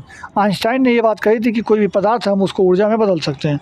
अगला लिखा है कि ब्लैक बोर्ड काला रहता है क्योंकि ब्लैक बोर्ड काला रहता है क्योंकि यह किसी भी रंग को परावर्तित नहीं करता है, सारे के सारे कलर को अपने अंदर एब्जॉर्ब कर लेता है, इसलिए ब्लैक बोर्ड का रंग हम लोग काला कलर रखते हैं।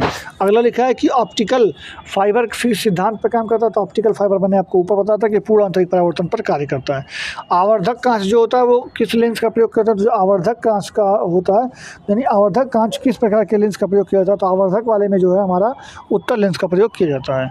वहीं लिखा हुआ है कि माध्यम में न्यूनतम प्रकाश की गति किस माध्यम में होगी? तो भैया प्रकाश की गति जो होती है वो जितना ही ज़्यादा आपका सघन माध्यम होगा उसी में कम होता है। जैसे आपका प्रकाश का वेग जो होता है वो निर्वात में सबसे ज़्यादा होगा, उसके बाद आपका वायु में उससे कम हो जाएगा थोड़ा सा, फिर आपका जल रहेगा तो उसमें थोड़ा सा और कम हो जाएगा, और फिर अगर आपका शीशा या कांच या कोई भी ठोस धातु हो तो उसमें जो है और कम हो जाएगा। यानी सबसे कम आपका जो है वो शीशा में पाया जाएगा और सबसे ज़्यादा प्रकाश की चाल आपके निर्वात यानी शून्य में पाई जाएगी। अगला लिखा है कि साफ आसमान नीले कलर का दिखाई देता है क्योंकि क्योंकि आप जानते हैं कि बैंगनी कलर का जो होता है वो जो बैंगनी कलर का जो फैलाव होता है या बैंगनी कलर का जो विक्षेपण होता है वो बहुत ज़्यादा होता है। तो फैलाव ज़्यादा होने के कारण बैंगनी कलर में जो है तो इसलिए वो बैंगनी कलर का नीले कलर का दिखाई देता है। इसका राइट ऑप्शन जो होगा वो प्रकाश का विक्षेपण क्रिया होती है जो नीले कलर में सबसे ज़्यादा पाई जाती है। अगला लिखा था ये सीवी रमन जी ने विकिरण को किस घटना के लिए उन्हें नोबेल प्राइज़ दिया गया था, तो उन्होंने प्रकीर्णन के बारे में बताया था, तो इसी घटना के लिए जो है उनको नोबेल प्राइज़ दिया गया। तारे जो टिमटिमाते हैं उसका कारण है कि आपका जो अपवर्तन होता है उसी के कारण ये होता है, यानी बहुत क्योंकि पृथ्वी के वायुमंडल में विभिन्न परतों का अपवर्तन लगातार बदलता रहता है, इसलिए जो है आपके तारे टिमटिमाते रहते हैं। तो जो तारों का टिमटिमाना होता है वो अपवर्तन क्रिया के बाद अपवर्तन क्रिया के कारण होती है। अगला क्वेश्चन जो लिखा है फ्रेंड्स, बरसात के दिनों में पानी की सतह पर छोटी तेल कि फिल्म वही आ गया कि मतलब आपके पानी के सतह पर तेल का बूंद जो अगर पड़ा हो तो वो चमकता रंगीन दिखाई देता है, या साबुन का बुलबुला है वो भी रंगीन दिखाई देता है। तो ये हमेशा व्यतिकरण के कारण ही होता है। तो ऑप्शन नंबर डी आपका व्यतिकरण आपसे राइट आंसर होगा।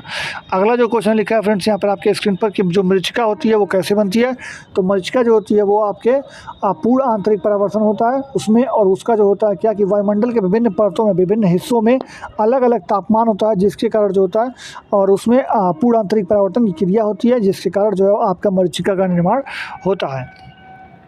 अगला लिखा है फ्रेंड्स, किसी बाधा को ऊपर से गुजरते समय प्रकाश के किस किरण के किनारों से अंधकार क्षेत्र में थोड़ी और झुक, जैसे मान लीजिए आपका कोई ये है और बीच में कोई ये है छेद, यहाँ से जब प्रकाश जाती है तो थोड़ी सी फैल जाती है, तो इस क्रिया को क्या कहते हैं, इसी क्रिया को आपको प्रकाश का विवर्तन कहते हैं। तो ये आपका राइट आंसर हो जाएगा। अगला क्वेश्चन जो लिखा हुआ है कि निम्नलिखित में से किस परिघटना में रंगीन कांच के महीन पाउडर से गुजरने पर सफ़ेद दिखाई देता है, तो जो आपका ये प्रकीर्णन होगा ये आपका राइट आंसर हो जाएगा। जो कि प्रकीर्णन की घटना होती है वो आपके इस महीन पाउडर में कुचलने पर सफ़ेद दिखाई देता है। ठीक है। अगला क्वेश्चन जो लिखा है कि अल्बर्ट आइंस्टाइन ने जिस काम के लिए वर्ष 1921 में उनको नोबेल प्राइज़ दिया गया था, तो वो उनको दिया गया था कि प्रकाश के विद्युत प्रभाव को उन्होंने बताया था, तो इसके लिए उनको नोबेल प्राइज़ दिया गया था। इंद्रधनुष बनने का कारण क्या है, तो इंद्रधनुष जो होता है वो बूंदों पानी की बूंदों द्वारा प्रकाश के अपवर्तन और परावर्तन की जो क्रिया होती है, यानी इंद्रधनुष बनने में प्रकाश के अपवर्तन, परावर्तन और वर्ण विक्षेपण की भी क्रिया होती है। तो अगला क्वेश्चन आपके फ्रेंड्स ये रहा कि लेड संचायक सेल, जो लेड संचायक सेल होता है उसमें कौन सा अम्ल भरा जाता है, तो आप हम जानते हो किसी भी बैटरी हो, बैटरी के अंदर हमेशा सल्फ्यूरिक अम्ल ही भरा जाता है, यानी H2SO4 बैटरी के अंदर भरा जाता है, जिसको आप सल्फ्यूरिक अम्ल बोलते हैं, जिसको आप H2SO4 बोलते हैं, जिसको आप ऑयल ऑफ विट्रियल बोलते हैं, अम्लों का राजा भी बोलते हैं। तो ये आपका राइट आंसर हो जाएगा। अगला क्वेश्चन लिखा है कि शुद्ध pH मान 7 किसका होता है, तो शुद्ध जल का जो है pH मान 7 होता है। तो शुद्ध जल रहेगा तो उसका pH मान आपका 7 हो जाएगा, जो कि ऑप्शन नंबर इसका लिया हुआ है। तो इसमें एक तो ये शुद्ध pH मान जो होता है 7 जो है pH मान वो शुद्ध जल का भी होता है, उदासीन विलयन का भी होता है। तो दोनों ऑप्शन सही है, तो इसलिए इसका ऑप्शन नंबर ई सही होगा, यानी इनमें से ज़्यादा, तो इनमें से एक से अधिक होगा। तो शुद्ध विलयन शुद्ध पानी का भी होगा और उदासीन विलयन का भी pH मान 7 ही होता है। अगला लिखा गया है कि एक उत्प्रेरक है जो रासायनिक अभिक्रिया की दर को क्या करता है, बढ़ा देता है। तो देखिए लिखा है कि रासायनिक अभिक्रिया की दर को घटा या बढ़ा सकता है, तो इसको बोलते हैं उत्प्रेरक। मतलब उत्प्रेरक एक ऐसा तत्व होता है जो किसी भी रासायनिक अभिक्रिया को या तो घटा देगा या तो बढ़ा देगा। अगर घटा रहा है तो उसको ऋण उत्प्रेरक, और अगर बढ़ा रहा है तो उसको धन उत्प्रेरक कहा जाता है। अगला क्वेश्चन लिखा है फ्रेंड्स, कौन सा घोल सबसे अधिक सांद्र होगा, तो सबसे अधिक सांद्र जो होगा वो 2 mm का जो 2.6 ग्राम का विलेय है, ये सबसे अधिक सांद्र होगा, क्योंकि इसमें अगर आप देखेंगे तो जो विलेय की मात्रा है वो ज़्यादा है और विलायक की मात्रा बहुत कम है। जबकि और ऑप्शन में देखेंगे तो यहाँ पे विलायक की मात्रा ज़्यादा है जबकि विलेय की मात्रा कम है। तो एज़ कम्पेयर टू सभी ऑप्शनों में यहाँ पर आप देखेंगे तो यहाँ पे विलायक की मात्रा 2.6 ग्राम है, जबकि विलेय की मात्रा भी लगभग उसी के बराबर है, यानी 50-50 का बात है। तो यहाँ पर इसलिए आप सांद्र हो जाएगा, यानी जिस भी, जैसे मान लीजिए आप खूब ज़्यादा चीनी ले लें और पानी कम ले लें तो आपका सांद्र बन जाएगा, और पानी खूब ज़्यादा बढ़ा लें और चीनी कम ले लें तो जाहिर सी बात है आपका तनु विलयन बनेगा। तो सांद्र जब भी बनाना होगा उसमें विलायक की मात्रा बहुत कम होगी और विलेय की मात्रा ज़्यादा होगी as compare to other options में। तो आप ऑप्शन से यहाँ पे चेक कर सकते हैं। अगला क्वेश्चन लिखा है, निम्नलिखित में से कौन सा रेडियो धर्मी तत्व है जिसके द्वारा धनात्मक रूप से आवेशित कण मतलब बाहर निकलता है।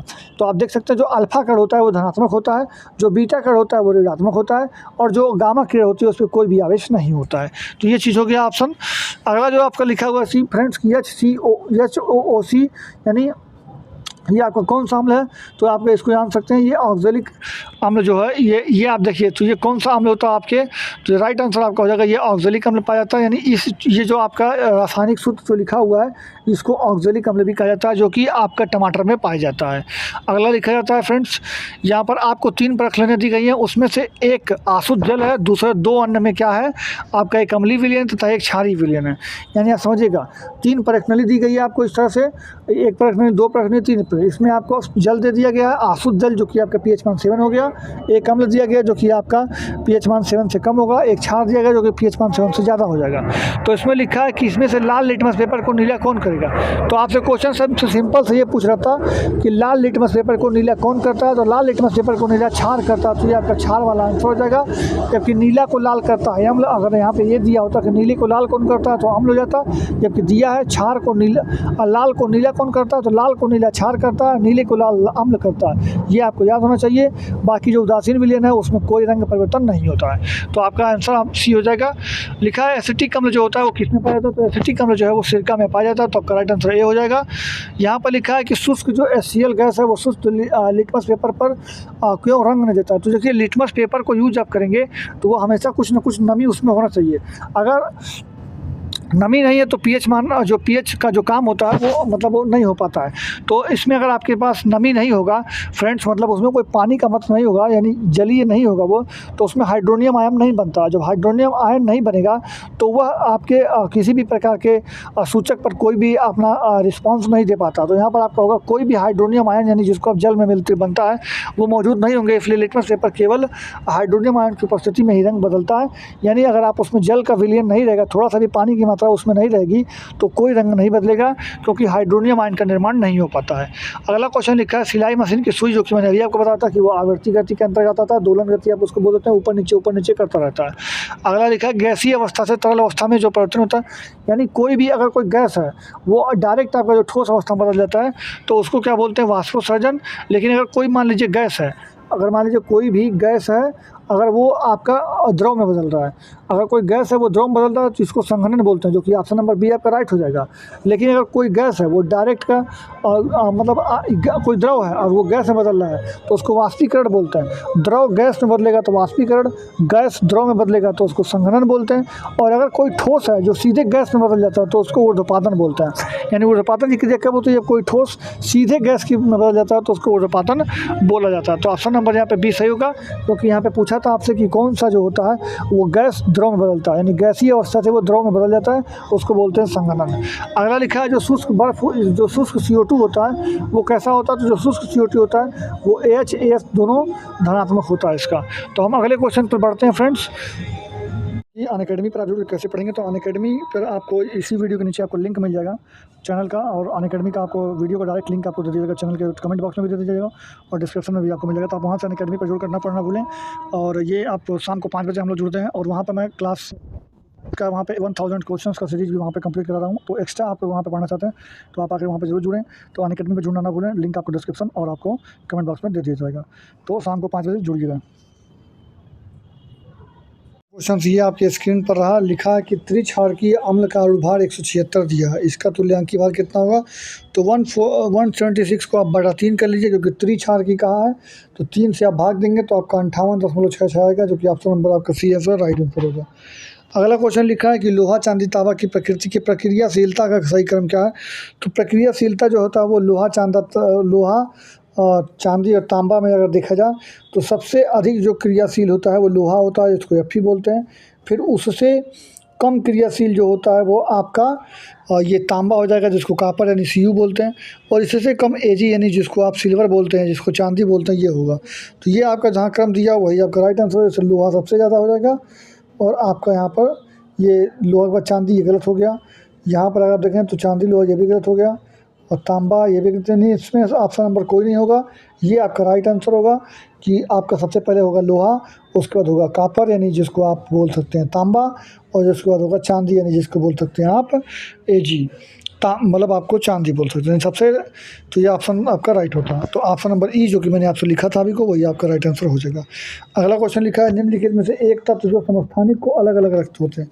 देखिए एक तत्व के समस्थानिक में अलग अलग क्या होता है। देखिए अलग अलग जो होता है, एक होता है द्रव्यमान संख्या, जो द्रव्यमान संख्या होता है, द्रव्यमान संख्या जो होता है वो अलग अलग होता है, ये अलग अलग होता है। और एक होता है परमाणु क्रमांक, एक होता है परमाणु क्रमांक। तो जो परमाणु क्रमांक होता है ये सेम होता है, बराबर होता है।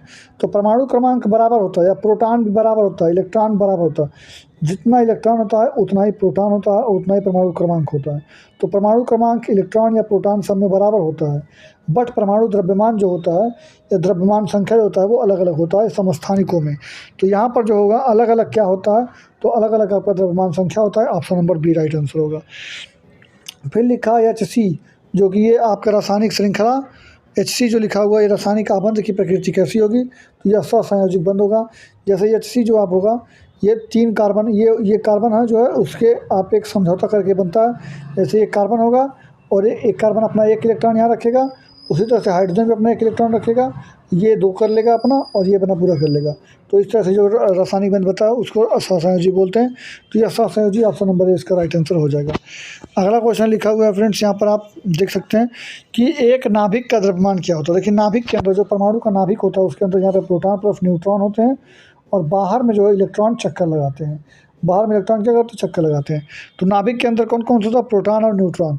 तो लिखा है न्यूट्रॉन और प्रोटॉनों के द्रव्यमान जो कुल संख्या, ये अगर यहाँ देखिए न्यूट्रॉनों और प्रोटॉनों की संख्याओं का योग, ये आपका राइट आंसर होगा कि न्यूट्रॉन और प्रोटॉनों की संख्या का कुल योग जो होता है वही आपकी द्रव्यमान संख्या कहलाती है।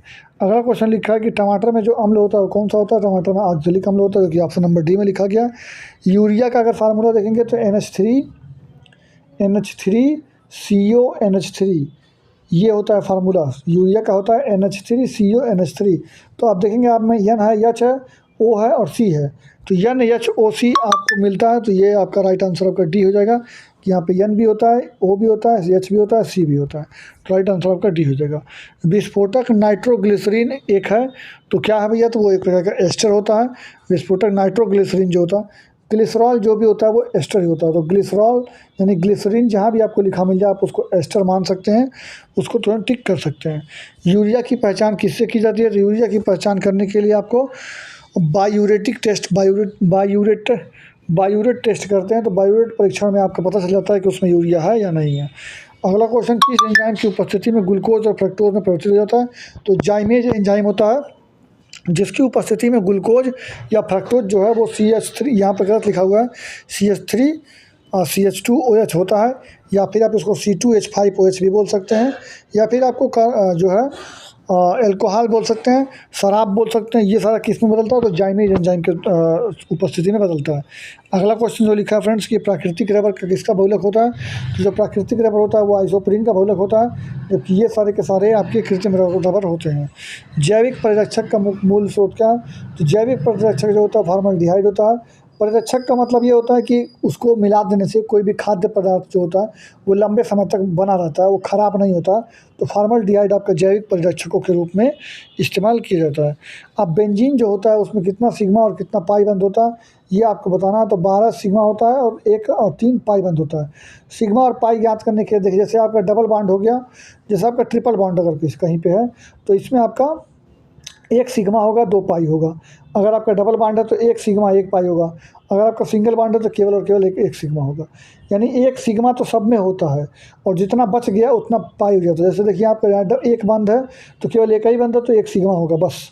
आपके यहाँ पे 3 बंद था तो 1 सिग्मा हो गया, बाकी दो बंद जो होता है ये पाई बंद हो जाता है। बाकी अगर आपका 2 ही बंद है तो 1 सिग्मा होगा और बचा हुआ 1 पाई बंद हो जाता है। तो उसी तरह से अगर आप बेंजीन का देखेंगे तो बेंजीन की संरचना कुछ इस तरीके से होती है। तो यहाँ पर अगर देखेंगे तो 1 यहाँ पर ये छोड़ के ये पे ये हो गया। तो यहाँ पर आप देखेंगे तो 3 ठो आपको सिंगल बंद दिखेगा। तो यहाँ पर आप देखेंगे 3 नहीं, एक्चुअली में आपको यहाँ पे 12 सिंगल बंद दिखेंगे आपको, जो कि सिग्मा बंद हो जाएगा।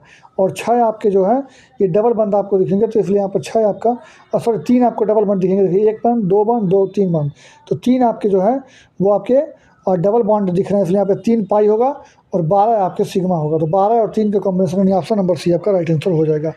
अगला लिखा हुआ है कि एल्कोहल को कार्बोक्सिलिक अम्ल में परिवर्तित किया जाता है, तो वो जो है एक ऑक्सीडेशन के माध्यम से एल्कोहल को कार्बोक्सिलिक अम्ल में परिवर्तन किया जा सकता है। अगला लिखा है कि वेल्डिंग में क्या प्रयोग किया जाता है। तो वेल्डिंग में जो होता है वो आपको ऑक्सीजन और एसिटिलीन, जो कि आप बोलते हैं C2H2 जिसको एसिटिलीन बोलते हैं, और इसके साथ ही साथ ऑक्सीजन गैस का प्रयोग किया जाता है। तो ये आपका राइट आंसर हो जाएगा। अगला क्वेश्चन जो फ्रेंड्स लिखा हुआ है आपकी स्क्रीन पर ये रहा कि हाइड्रोकार्बन्स जो होते हैं, हाइड्रोकार्बन जिसमें दो परमाणु यानी द्विबंध होता है, वो कैसे होता है। देखिए, जो हाइड्रोकार्बन जो होते हैं जिसमें एक बंध होता है, अगर केवल और केवल एक बंध है तो इसको बोलते हैं एल्केन, और इसका फार्मूला होता है CnH2n+2 होता है।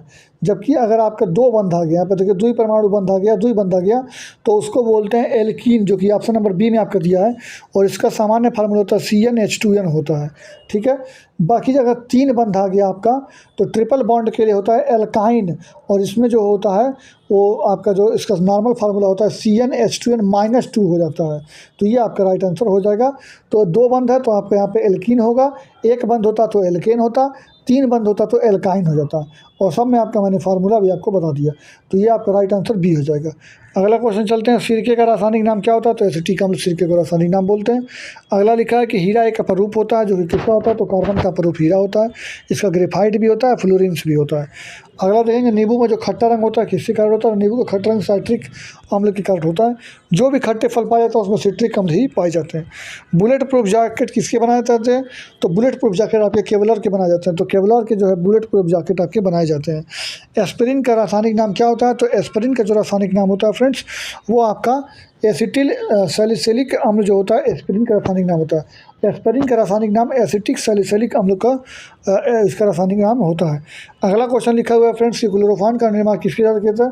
तो क्लोरोफॉर्म का निर्माण जो है वो आपकी क्लोरीन गैस के द्वारा निर्माण किया जाता है। अगर आप CH4 में आप इसमें क्रिया कराते जाएंगे क्लोरीन का, और मतलब ये सूर्य के प्रकाश की उपस्थिति में जब क्लोरीन गैस CH4 से यानी मीथेन के साथ क्रिया करती है तो लास्ट में CHCl3 बनता है। CHCl3 बनता है, उसी को बोलते हैं आपके क्लोरोफॉर्म। तो क्लोरोफॉर्म जो है वो क्लोरीन गैस की क्रिया से बनता है, जो कि आपके मीथेन के क्लोरीन गैस की क्रिया से बनता है। अगला लिखा है कि सेब का सुवास मुख्यतः कारण क्या होता है। तो जो आपका सेब का सुवास होता है वो इनमें से कोई नहीं होता है, क्योंकि सेब में जो है मैलिक एसिड पाया जाता है, जो कि यहाँ पे कहीं लिखा हुआ नहीं था। अगला लिखा है नाखून की जो पालिश उतारने के लिए जो एजेंट के, जैसे नाखून पालिश जब आप लगाते हैं उसके बाद महिलाएं जो नाखून पालिश को, जैसे जो पुराना नाखून पालिश है उसको हटाने के लिए जो हम लोग इस्तेमाल करते हैं उसको एसीटोन बोलते हैं, या आपको तो एसीटोन जो है इसमें इस्तेमाल करते हैं, या एस्टर बोलते हैं। तो वो उसका इस्तेमाल करके एसीटोन का नाखून पालिश को रिमूव किया जाता है। खाना बनाने में चिपक रहे तो बर्तनों का कौन सा लेप होता है। तो जो टेफलॉन की परत होती है, जैसे जो नॉन स्टिक बर्तन होते हैं, जैसे आप नॉन स्टिक तवा हो गया, नॉन स्टिक आपका कुकर होता है, नॉन स्टिक आपका फ्राई पैन होता है, तो उसमें क्या होता है, उसमें तेल नहीं भी लगाएंगे तो चिपकता नहीं है, खाना भी बर्तन में चिपकता नहीं है। तो उसको न चिपकने वाला बर्तन बनाने के लिए टेफलॉन की परत उसके ऊपर लगानी पड़ती है। तो टेफलॉन की परत लगाते हैं चिपक रहित बनाने के लिए। अगला क्वेश्चन लिखा है कि मच्छर को भगाने के लिए कौन सी दवा सक्रिय रसायन है। तो मच्छर को भगाना है तो आप एथिलीन दवा को छिड़क दीजिए, मच्छर भाग जाएंगे। अगला लिखा है फ्रेंड्स कि सल्फर को गर्म करके रबड़ से जोड़ने की जो प्रक्रिया होती है उसको क्या कहते हैं। तो सल्फर से जो गर्म करके रबड़ को जोड़ने की प्रक्रिया होती है उसको वल्कनाइजेशन कहते हैं, उसको वल्कनीकरण बोलते हैं या फिर वल्कनाइजेशन बोलते हैं, सल्फर को गर्म करके रबड़ से जोड़ने की प्रक्रिया। अगला लिखा है कि आयोडीन परीक्षण से आप क्या पता लगाते हैं। तो हम लोग कार्बोहाइड्रेट का पता लगाते हैं आयोडीन परीक्षण से, जबकि हम लोग वसा का परीक्षण लगाते हैं, जो तेल कागज़ जो होता है, कागज़ में खाने को रख के दबा देते हैं, उसको सूर्य के प्रकाश में देखते हैं, तो वो वाला जो होता है वो वसा का परीक्षण हो जाता है। जबकि आयोडीन परीक्षण से हम लोग कार्बोहाइड्रेट का पता लगाते हैं। अगला हो गया फ्रेंड्स नॉन स्टिक कुकिंग बर्तन, वही आपका आगे टेफलॉन आपका राइट आंसर फिर से हो जाएगा। अगला क्वेश्चन है जिलेटिन का एक बथुआ उपयोग जो होता है वो आइसक्रीम बनाने वाले करते हैं, क्योंकि उसमें क्या होता है क्लोराइडी कणों का स्थायित्व प्रदान करने के लिए और क्रिस्टल बनने से रोकने के लिए उसका इस्तेमाल करते हैं जिलेटिन का। अगला जो क्वेश्चन है फ्रेंड लिखा हुआ है कि आजकल सर्वाधिक प्रचलित सुरक्षित शक्कर क्या होती है। तो जो एस्पार्टम होता है, एस्पार्टम को सर्वाधिक सुरक्षित शक्कर बोला जाता है, क्योंकि इसमें शुगर फ्री होता है। ये शुगर जो होता है वो फ्री होता है, तो एस्पार्टम जो होता है वो शुगर फ्री शक्कर कहलाता है। अगला जो लिखा हुआ है कीटाणु, कौन से कीटाणु गैमेक्सिन के आधार पर, मतलब जो किस आधार पर आधारित, जैसे कीटाणु जो होता है गैमेक्सिन होता है, निम्नलिखित में से किस पर आधारित होते हैं। तो गैमेक्सिन जो होता है फ्रेंड्स वो आपका बेंजीन हेक्साक्लोराइड होता है। तो गैमेक्सिन का जो रासायनिक नाम होता है उसको बोलते हैं बेंजीन हेक्साक्लोराइड। तो बेंजीन हेक्साक्लोराइड को गैमेक्सिन बोलते हैं, जो कि आपका कृषि में काम आता है।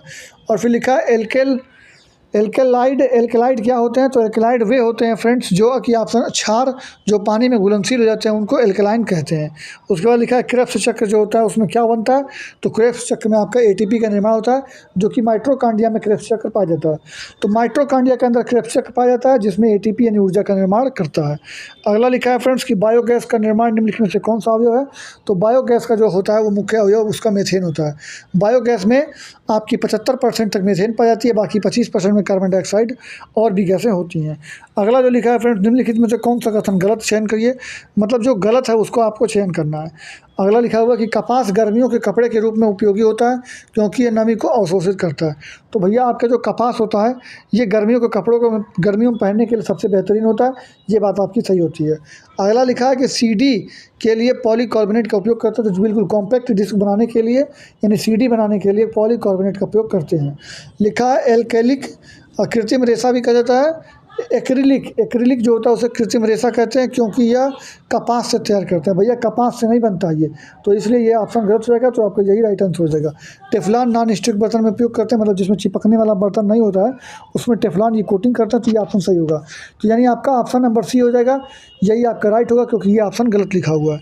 अगला क्वेश्चन लिखा हुआ है, तो ये फ्रेंड्स यहीं पर हम आज इसको समाप्त कर देते हैं। तो आज मैंने आपको तकरीबन 200 MCQ फिर से करा दिए, तो 200 MCQ हमारा यहाँ पे कंप्लीट हो गया। मैंने आपको 200 MCQ पहले वाले पार्ट में कराए थे, दूसरे वाले में भी लगभग 200 MCQ कराए, और आज भी मैंने आपको लगभग 200 MCQ करा दिए। तो इस तरह से हमारे 600 MCQ कंप्लीट हो चुके हैं, और बाकी के 400 MCQ आपको आने वाले 2 दिनों के अंदर वो भी मिल जाएंगे। तो आपके 4-5 दिनों में यानी 5 क्लासेस के अंदर आपके 1000 MCQ विथ ऐसे क्वेश्चन है जो कि आपके बार बार हर एग्जाम में पूछे जाते हैं, जिसमें मैंने बायोलॉजी, फिजिक्स और केमिस्ट्री तीनों सब चैप्टर से आपके कवर किए हैं। शुरुआत में मैंने बायोलॉजी देखा था, फिर यहाँ पे मैंने रसायन लिया था, और फिर मैंने फिजिक्स लिया था, फिर बाद में मैंने अभी को रसायन यहाँ पे ये करा रहा था। तो एक ही वीडियो के अंदर मैं तीनों सेक्शन को करा रहा हूँ अलग अलग से छांट करके। तो इसको बनाने के लिए मुझे काफ़ी मेहनत लगा है। तो आप लोगों को अगर ये मेहनत पसंद आई हो तो आप इस वीडियो को लाइक करिएगा, चैनल को सब्सक्राइब करिएगा और बेल आइकन दबा दीजिएगा, और अपने दोस्तों में शेयर कीजिएगा ताकि अधिक से अधिक लोगों तक हमारी बात पहुंच सके और ये जानकारी पहुंच सके, जो कि आपको फ्री ऑफ कॉस्ट मिल रहा है। इसमें कोई आपको 1 भी रुपया देने की जरूरत नहीं है।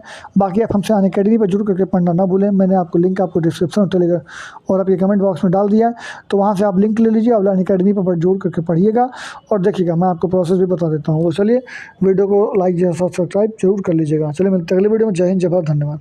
ये अनअकैडमी पर आप जुड़ कैसे पढ़ेंगे, तो अनअकैडमी पर आपको इसी वीडियो के नीचे आपको लिंक मिल जाएगा चैनल का, और अनअकैडमी का आपको वीडियो का डायरेक्ट लिंक आपको दे दीजिएगा, चैनल के कमेंट बॉक्स में भी दे दीजिएगा और डिस्क्रिप्शन में भी आपको मिल जाएगा। तो आप वहाँ से अनअकैडमी पर जुड़ करना पढ़ना भूलें। और ये आप शाम को 5 बजे हम लोग जुड़ते हैं, और वहाँ पर मैं क्लास का वहाँ पे 1000 क्वेश्चंस का सीरीज भी वहाँ पे कंप्लीट करा रहा हूँ। तो एक्स्ट्रा आप वहाँ पे पढ़ना चाहते हैं तो आप आकर वहाँ पे जरूर जुड़ें। तो अनअकैडमी पर जुड़ना ना भूलें, लिंक आपको डिस्क्रिप्शन और आपको कमेंट बॉक्स में दे दिया जाएगा। तो शाम को 5 बजे जुड़िएगा।